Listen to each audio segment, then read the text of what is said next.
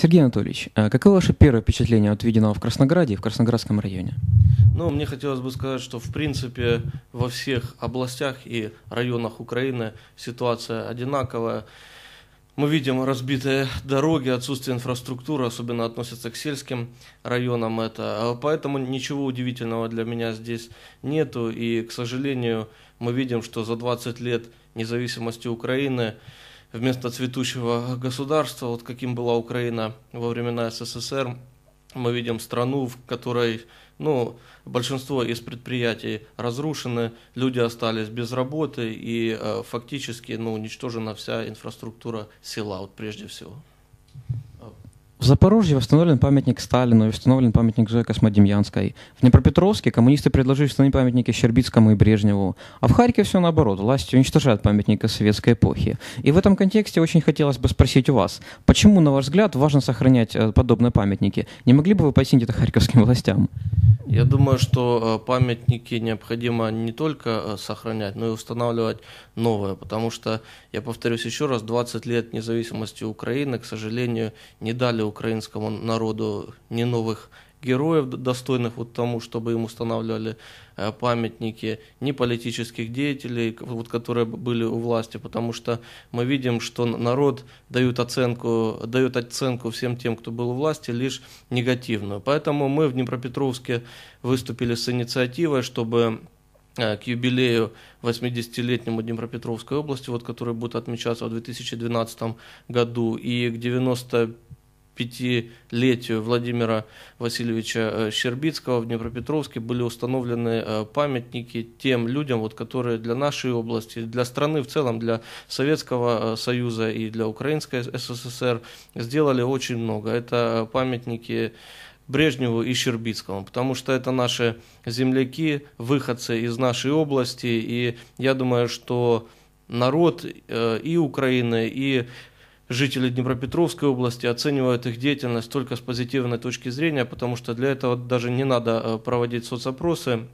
Мы общаемся с избирателями часто, и они упоминают этих двух деятелей лишь с позитивной точки зрения. Ну а что до проблем в Харьковской области, то с моей точки зрения попытки уничтожить памятники советской эпохи, они связаны лишь с тем, что власть за 20 лет ничего не сделала, а апеллирует к тем недостаткам, вот, которые были во времена СССР. И фактически этим пытается закрыть глаза людей на те проблемы, вот, которые есть сейчас, используя определенные мифы, в том числе исторические, и уничтожая памятники в Харьковской области. Всем известно ваше принципиальное отношение к украинскому национализму. Так, в одном интервью вы сказали, что национализм – это свидетельство комплекса неполноценности. И скажите, а как можно отличить украинский национализм от украинского патриотизма? Потому что это не всегда это понятно. Вы знаете, символ украинского национализма – это продажность. Во все времена, во все века, к сожалению, выходило так, что те, кто на сегодняшний день украинскими националистами преподносятся как герои, начиная с Мазепы и заканчивая нынешними деятелями, тем же самым экс-президентом Ющенко, фактически занимались только тем, что продавали Украину тем или иным государствам и политикам.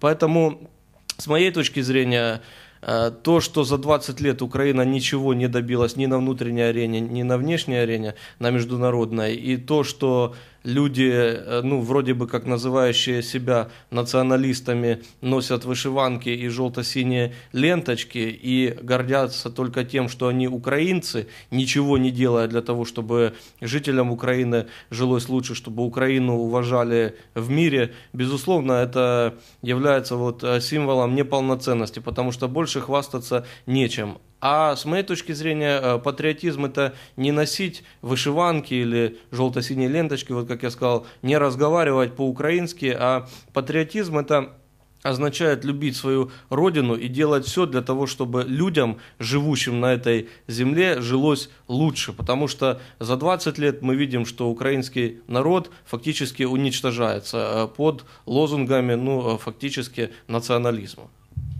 Не могу не спросить ваше мнение по поводу недавно принятого закона о выборах, который сейчас активно обсуждается в Украине. Закон о выборах – это плод компромисса между политическими силами.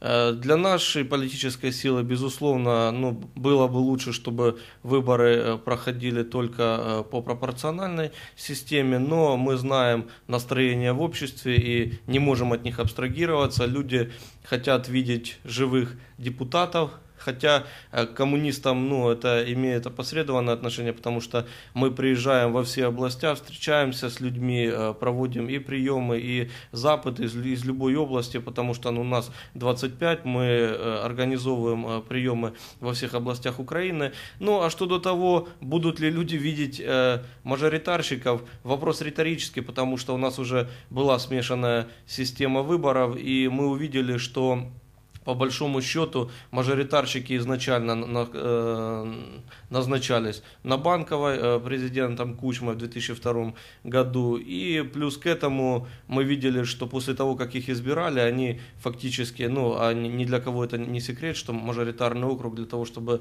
на нем выиграть, олигархи вкладывали очень большие деньги. Они, посчитав, что вложили уже все, что нужно до выборов, после выборов зачастую на протяжении 3-3,5 лет не появлялись на округах. Поэтому для нас самым важным является то, чтобы не было фальсификаций и чтобы люди понимали, что голосуя за миллионеров и миллиардеров, они лишь увеличивают их состояние и усиливают их позиции как в парламенте, так и в исполнительных органах власти. Сергей Анатольевич, депутаты блока Юлии Тимошенко «Наша Украина» уже несколько недель, очевидно, главной проблемой Украины, или хотя бы одной из главных проблем Украины, считают забор вокруг Верховной Рады. Скажите, хотелось бы очень услышать ваше мнение. Действительно ли такая уж важная проблема, которую следует обсуждать в парламенте? В творчестве есть такое понятие, как кризис жанра. Поэтому, с моей точки зрения, и БЮТ, и «Наша Украина» за неимением предложить для украинского общества что-либо конкретное, и позитивно играют на этом заборе. Вы знаете, я был во многих странах Европы и мира, и ничего страшного в том, что стоит этот забор, нету.